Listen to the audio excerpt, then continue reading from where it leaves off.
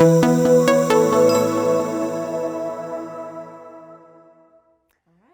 hello everybody, welcome back. This is Texas World Language Radio. This is episode 3. I'm your host, James Ayers, and with me, our wonderful co-host, our Region 10 Master Consultant, and our voice of reason, Dr. Meredith Clark. Dr. Clark, how are you today? Okay, how are you doing, James? I'm excellent. It's great to be here. I'm really excited about our show today. We've got, last show we talked a lot about communication, which is the overarching outcome of what we're trying to do. And I think today, almost equally as important, is the topic of proficiency. Proficiency. Love it, and I'm ready to jump into it. Okay. I got a question for you. All right. I got an email yesterday from a parent, and I hear this a lot from parents and sometimes students, every once in a while teachers also. This parent emailed me and said, my son is 100% fluent in Chinese. What do you think that means? Okay, great question. What I always think in my head is like, how do you know if you're fluent or not fluent? Is it some magical line you cross over? Yes. So, kind of like we talked about in our previous episode about, hey, we're language teachers and we've never really been asked, what is the definition of communication? It's the same thing with fluency. Like, what is that? Yeah, and there is a definition of fluency, although that's not Right. why we're really here today. But same thing, I always get this impression of it's not a yes or no. Like, Yeah. I can use the language or I can't use the language. We can communicate at very, very basic levels, and we'll get into some of that today. So kind of to dispel this a little bit, I think the correct term that we're going to look for and talk about today is proficiency. So anytime we talk about language, I prefer this term proficiency over fluency. For one, we've got a good definition for it, and for two, I think we can start to analyze where students are at when it comes to their proficiency and where Right. they're trying to go. Yep. So let's start off. I'm going to give you the definition of proficiency here, and this is from Paul Sandrock from ACTFL. He said that proficiency is the learner's ability to learn language and communicate in the real world. So let's think about that for a second. Nothing too difficult here. There's not a lot of components like with communication. It's just somebody's ability to communicate in a real world setting. Yep. I know you went to Korea recently. What's a setting that you had to communicate in? Oh, goodness. I know there's a lot. So just pick something that you feel like you got into and felt like, oh, this is a setting that I needed to be able to communicate Yeah, in. so the first setting was the taxi cab. Okay. Right? And what was that experience like? It was wonderful. I felt like, oh, I am an intermediate low proficiency person. For those of you who haven't been to Seoul, there is an hour-long airport ride from Okay. Incheon Airport into the city. And I talked to the cab driver for an hour in Korean, and we were understanding each other. It was great. And he gave me a tour on the way in, too, which was wonderful.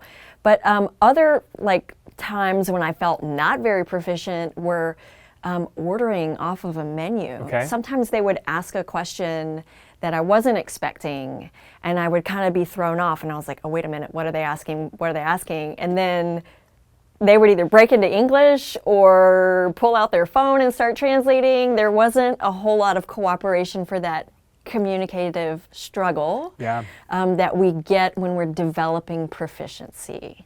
So at times I felt super proficient in Korean, and other times I felt not proficient at all. Absolutely, and as somebody who's learning a language and at the levels that you're at, that's to be expected.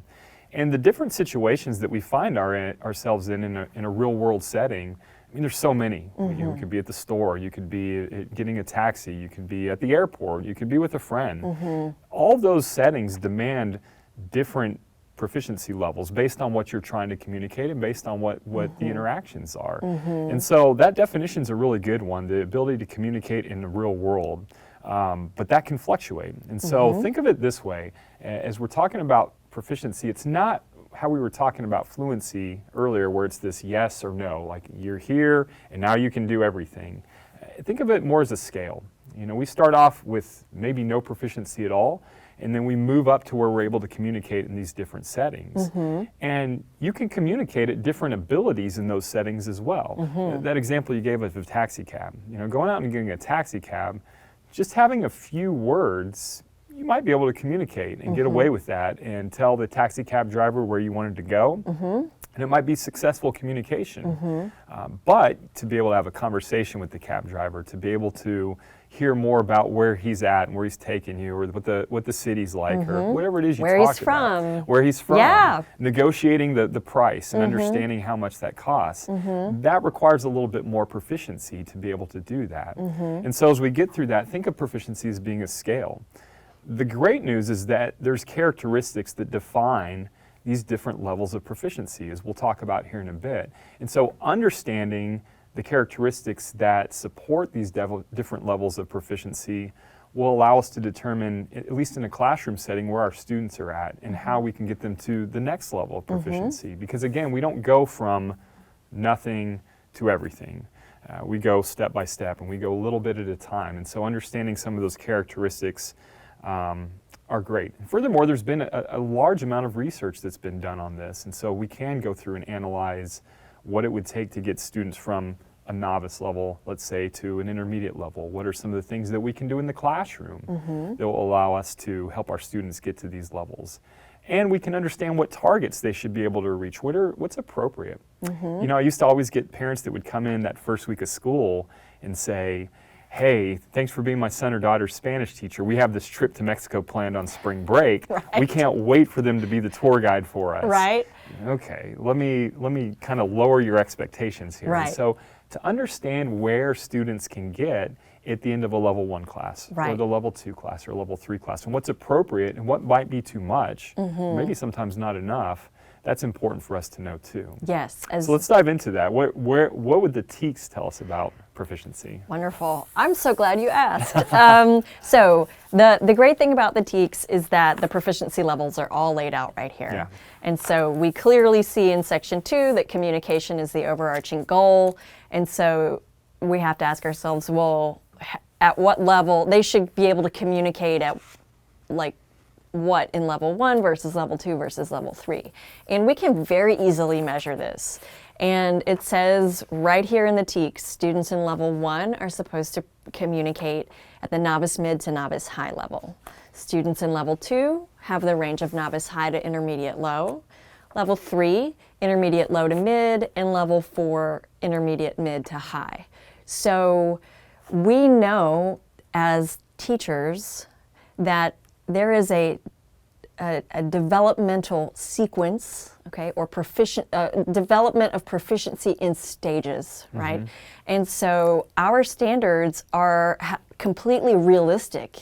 You know, they're not asking for kids to do intermediate level work in levels 1. And a lot of times when I go out and I work with teachers on knowing the difference between these proficiency levels, a lot of them look at level 1 and they say, that's it? Yeah. Like, talk about everyday topics using memorized words and phrases and maybe some simple sentences? And I say, yeah, that's it. And a lot of level 1 teachers look at me and say, oh my gosh, I've been asking them to do way too much. And then I also have level 3 teachers that, after they read the expectations and the descriptor for intermediate mid, say, oh, I'm not asking them to do enough. Yeah. I'm just asking them to write simple sentences. I'm not asking them to combine and recombine what they know. I'm not asking them for strings of sentences or working towards some of that connected discourse. So knowing these proficiency levels for the teacher, the student, and also the parents is very important. One quick thing about student expectations, which you mentioned, is that sometimes kids, just based on their own ignorance or their parents' ignorance, think that after 2 years, they're going to be fluent, Yes. right, in the language. And so when we set, and then when kids pass level 2 and they're like, well, I didn't learn anything, are they going to go to level 3?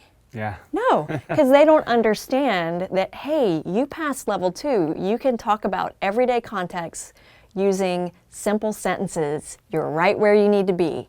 And if you stay in for 2 more years, you're going to be intermediate high. And here's what that looks like. Yeah, and I think when it comes to other areas, my son's in band in 7th grade, and I've kind of got this pretty good expectation that by the end of his 7th grade year, he's not joining the Philharmonic, right? We go to those concerts, Yeah. and they're sometimes painful to sit through, but that's fine. I appreciate that. And I know that as he continues on with that, he'll become better at that. He's going to get better. And I know there's a lot of differences between what that is and how we acquire language. But at the same time, I always like to tell teachers, you have only a set amount of time that you're with these students. And you can break it down, and it's something like 150 hours a year. That doesn't include announcements or times that we test or state testing and those types of things. So the amount of time that we have with students is not a lot. I get students, or I get teachers sometimes that'll tell me like these proficiency levels, maybe especially at the early stages, novice, mid, novice, high, are too easy, or that they're not rigorous enough. What would you say to that? I would say there's a difference between memorizing, learning, lists, filling in the blanks. These kinds of things are not cognitively, memorization is not as cognitively challenging as communicating, expressing what you want to say, understanding what the other person says, asking for clarification. That whole act of communication is so rigorous. So teachers, I think, sometimes confuse quantity of stuff they can learn with the actual rigorous act of communication. Quantity of memorized stuff on flashcards. Like I walk into classrooms all the time and I see kids doing review or Quizlet or, Kahoot. And yeah, they can memorize all 100 in terms. You bet. But can they communicate? No. And kids are never going to walk down the street and see one word on a flashcard, right? It's not going to happen. So we really need to change our thinking about what rigor is. Communication is inherently more rigorous than just learning stuff on our review for the exam, right? So don't confuse quantity with communication. Yeah, and I think a lot of times too, we see the students that have high aptitudes or are really invested in their grade, or they want to do really well. Students can learn or memorize quite a bit. Oh, like you said, hundreds of words. Yep. And then when we get to an assessment, if our prompt is pretty simple, which it probably is going to be at a novice level, those students perform pretty well. But let's not mistake performance for proficiency sometimes. Right. I know we use performance to try to indicate that best that we can. But going back to that definition, it's in a real world setting. Right. The classrooms aren't real world settings. We can try to get them to be as close as possible. We can try to give them assessments that would be similar to something they might experience in the real world. But the fact of the matter is, if you took that student and put them in the real world, to be able to list some vocabulary words, it's a very, very low proficiency rating still. Yeah. Again, that might be appropriate for a level 1 course, but we have to find ways to get them further along. And so let's kind of talk about that change in thinking there. Okay, great. So for our audience, we want to say the goalpost has moved. Our change in thinking is we're teaching for communication at a specific proficiency level. It's performance because the kids are doing it in class, but when they get into the world outside of the classroom, we know that that is proficiency. So when I was talking to the taxi driver, that was my proficiency. Had I rehearsed some of the statements, where are you from? Where do you live? How long have you lived here? Do you like Korea? All of these things, had I already rehearsed those with my Korean teacher in my Korean class? Yes, but when I got in the taxi cab, it was proficiency. So we need to change our thinking. We're not just teaching grammar and vocabulary anymore. We're teaching kids how to have a conversation, and that's going to sound different at these different proficiency levels. Okay, now I want to jump into some strategy here. Okay. Okay, so the old strategy is to focus on teaching the words and the accuracy, right? So here's an example, okay? Family tree. We've all done it. We've all done it. We've all done it, okay? We show videos or we stand up and we put a family tree up and we say, the mother of my mother is my grandmother, and the sister of my mother is my aunt. Now, James, does anybody actually talk about their family that way?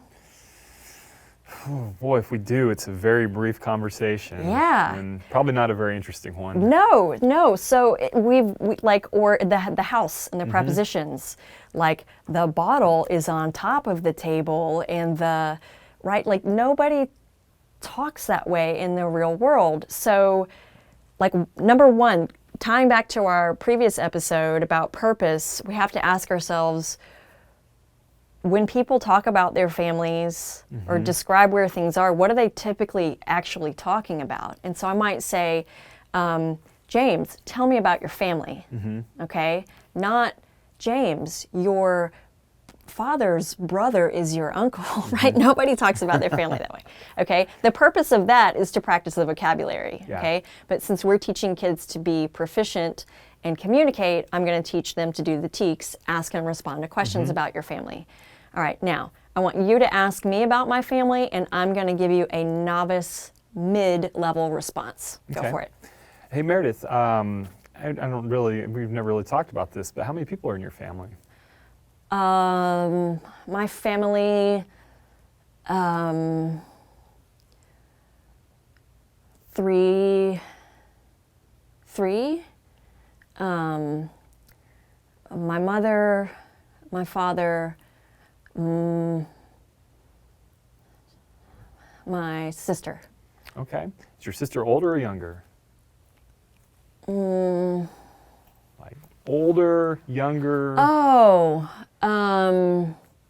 older. Okay. Okay, pause. Yes. Pause. Okay, so my response was a novice mid response. I was using memorized words and phrases. I was not using any complete sentences. Actually, I don't even think I gave a phrase. Maybe I said older. I just gave some words, right? Yeah, and one thing to notice about that too is that there's communication breakdown at some point. This happens at all levels, right? It can even happen at distinguished levels. Right. We got to some point there where your memorized words and phrases didn't serve you any longer. You know, when I asked you about your family and you said 3, okay, you got some vocabulary there and you could say mother and father, sister. But once I started veering off words that you were familiar with, phrases you're familiar with, there's this communication breakdown. Now, you did a great job of negotiating meaning, right? Right. And I did a great job of trying to negotiate meaning with you. Yeah. I don't know, maybe this isn't a good sign for older No, and it was younger. great. It was great. But you got it, and we were able to have a communicative discussion. Yeah. But again, at what proficiency level? Okay, so let's try it again, and I'm going to respond now with intermediate low proficiency, okay? Hey, Meredith, tell me a little bit about your family. I have a family. I have a mother. Her name is Linda. I have a father. His name is William. I have a sister. Her name is Jordan. Okay. Where do they all live right now? They, North Carolina. Okay. And you're here in Texas. Yes. What is your sister? Okay. Okay, going pause. on. Pause. Okay. All right. So I was intermediate low because I was using simple sentences, right? Subject, verb, object, subject. Okay, great. Until the very last sentence, and you asked me where they live, and I said they, and folks, students do this when they get into right? They drop the verb, okay? And so I kind of went back to novice high there on the very last sentence because I said they, North Carolina, not they live in North Carolina. But up until that point, I was giving a solid intermediate low response, simple sentences. Absolutely. Right? And so I think you talked about moving the goalpost to now. The goal really, I think, is for teachers to become familiar with what these characteristics are. Yeah. Because as we're having this conversation, I'm immediately able to notice that, okay, Meredith can answer this question. Let me ask her a follow-up question. And really what I'm trying to do is seeing where her communication will break down at, because that's allowing me to understand where she's at. And it's a small setting, right? The context is just this. If we go talk about food, maybe she can talk longer, right? Our proficiency can fluctuate depending on the topics that we're talking about in the different contexts. Yep. But you saw that asking her to elaborate a little bit, she was able to do that, but communication was starting to break down. It became a struggle at some point. Right. And that's what all of our students go through. They go through these communicative struggles. I found as a teacher, sometimes I'd shy away from that communicative struggle. And students definitely would shy away from that communicative struggle because it's hard and it's uncomfortable sometimes to try and let them pause and go through something and then produce something. Right. Or even trying to support that communicative struggle was hard sometimes. Right. And so just giving these two examples of the novice mid and the intermediate low, you know, it's important for us as teachers to understand what that sounds like. And so when we put samples or give an example, hey, level one teachers, okay, this is what a novice mid sounds like. And you know what most of them tell me? That's it? Yes. Right? Like I've been expecting them to use complete sentences with elaboration and all of this stuff when developmentally in their language acquisition, they're supposed to just be giving me some memorized words and phrases, right? Yeah. And so it's really important for us as teachers to make sure that we're expecting the right proficiency level. We know it's performance because they're doing it in class, but from our students, and that's why we've got to follow our TEKS. Yeah, and that dictates a lot of what happens in the class. I can't tell you as a younger teacher how many times I'd sit there and say, okay, guys, level one class, we're going to do this writing activity. Here's 20 minutes, go write. Yeah, right. I can't write for 20 minutes as an adult in my first language, so to expect that a student in a level one Spanish class could do that, probably not very appropriate. Or write a paragraph. No, Exactly. level one students cannot write a paragraph in the target language. That's not the expectation. It's like asking somebody to run a marathon before they can crawl, right? Yeah, and so our last episode we talked about communication, and I mentioned that learning that definition was kind of a pivotal moment for me as a teacher to where everything started to be about communication. I would say 1B, as far as those pivotal moments for me, was learning about proficiency. Right. And then starting to understand the different characteristics and descriptors of what students can do at different levels. Right. So let's kind of go back and revisit the TEKS here, because the great thing about this, and maybe the good news about this, is that the TEKS tell us what those descriptors are. And we can pull out those student expectations, and we can even look at the descriptors of those target proficiency levels we're trying to reach, and we can make differentiations. And I'll tell you guys that understanding those simple nuances that might seem really simple, but just understanding the difference between a novice mid and a novice high can make all the difference in how you plan your lesson out and what you're expecting your students to do, Right. and where you're hoping to push them in that communicative struggle. Right. So let's take a couple look at a couple examples here. Okay. I'm sorry, I pulled a couple of TEKS here as far as the student expectations. So we have 1A, and it tells us that we can ask and respond to questions. Basic level 1 function. And we saw this with the example earlier. You know, I'm asking Meredith about her family. She's giving me a basic response. That's great. You're accomplishing that at a novice level. But as we move up the proficiency levels there, and we go to level 2, and I realize we're jumping some levels here, but level 2 now, the descriptor changes from just asking and responding to questions to now asking and responding to questions about everyday life. With simple elaboration. Yeah, right? elaboration. And so, again, there's some phrases here, and we're going to pick these apart for just a minute because I feel like these are the important details that if you understand these, you're starting to realize where your students are at. First of all, we have everyday life. Topic of family, Everyday life. pretty everyday life. You know, you meet somebody new, it's not out of the realm of possibility that you talk about your family. It's a pretty good conversation starter. Where are you from? Tell me about your family. Now, to get into supporting details, or I'm sorry, simple elaboration, what does that mean? So I always love to tell my ESL students, because they really struggle with this, what is elaboration, okay? And all of my ESL students are adults, okay? So I'm assuming if adults will struggle with the concept of elaboration, so will 15-year-old kids, okay? So I always say elaboration is more information about the information. Okay, so for example, if I say my mother's name is Linda, then I'll say, I love my mother so much. She's so nice, and she always listens to me.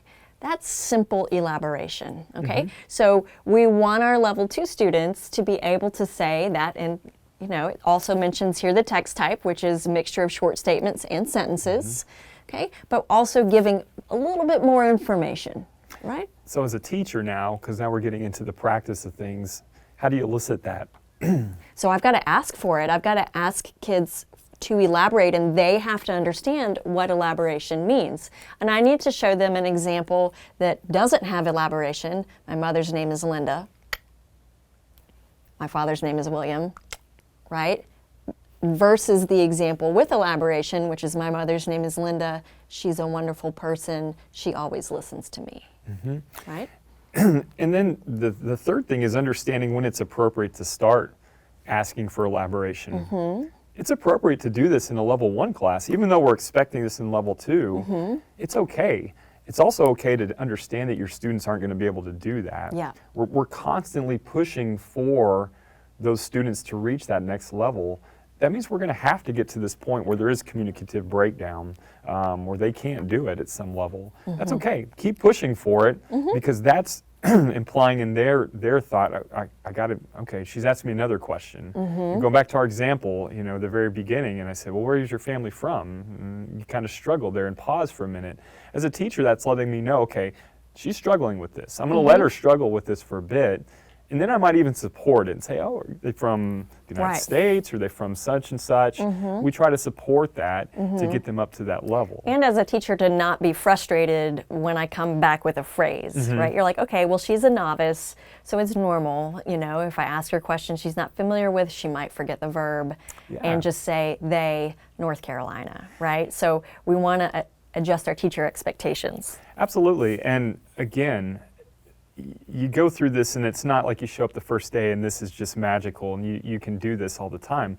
It goes through understanding who your students are. You might have some students that have some proficiency already and can do some of this. And that's the great thing, is that you can now differentiate for your students and recognize that this student can start to provide some details and elaboration. Let me see if I can throw more at them. Whereas this student is really struggling to even just provide something with words and phrases. Basic information. And so again, that's telling you where they're at. And to be able to help understand, to be able to understand that allows you to better prepare your lessons. Right. It allows you better to communicate with those students and give them feedback on things that they can be doing as far as trying to do when they're communicating. It also allows you to communicate better with the parents and principals and all of that when they're asking about specific students. What can they do in their classroom? Right. Again, going back to that example, a parent coming into my class at the beginning of the year and saying, oh, we're going to Mexico for spring break, we're so excited. Right. I was able to say, okay, well, look, by the end of this year, your students should be able to do X, Y, Z at this level. Novice mid. And that's what this looks like. Novice high. So yeah, maybe he's going to be able to go and introduce you guys to the people there at the resort, and maybe he's going to be able to ask a few questions and talk about his family and talk about, whatever was in our curriculum at the time. Order off the menu. Sure. Sure. But that sets expectations. Right. And so they don't think that their students coming out playing with the Philharmonic right off the bat, right? Yeah. I like to think of it as like we're language and communication coaches, right? And so when like just to make a sports analogy, if you know that these kids can dribble already, then give them the next skill, right, that they need to learn to be successful. And if these kids are struggling here to dribble, then we're going to focus on that. And so the same thing with these proficiency levels. If you have kids who transfer in, they might be in your level 2 class, but they might really be a novice mid. So if you'll just look at your TEKS, ask them what's appropriate for the developmental stage they're in, then you can differentiate and get kids on the right track and coach them up. Because in level 2 teachers, this is for you. If you don't ask them for simple sentences and simple elaboration, they will give you words and phrases for the rest of their life. I've been struggling with this with my ESL students a lot. And so finally, after about a full year of working on it, they understand what elaboration is. And if they want to move from novice to intermediate, they've got to start using simple sentences and elaboration. And they're starting to do it. But if I didn't have that language as their coach, they just would have remained the eternal novice high. Eternal novice high. And right? in all fairness, they go to other content areas where they do the same thing and they get the same results, right? And so for them to come to this content area where they're acquiring a new language and they think, oh, in the beginning I can give some memorized words and phrases and I'm doing well right. from a grade perspective. that's great, but you're never going to progress. Right. Yeah, we got to change it up. Okay, so let's do some reflection here. And I just want to wrap things up with, basically as a teacher, what do we hope that you get from this episode is the definition of proficiency. It's the learner's ability to use the language to communicate and transfer their learning beyond the four walls of the classroom, right? How do we get kids to develop proficiency from novice, intermediate, advanced levels? Well, we follow the TEKS. The TEKS are already set up to help us move kids up the proficiency ladder.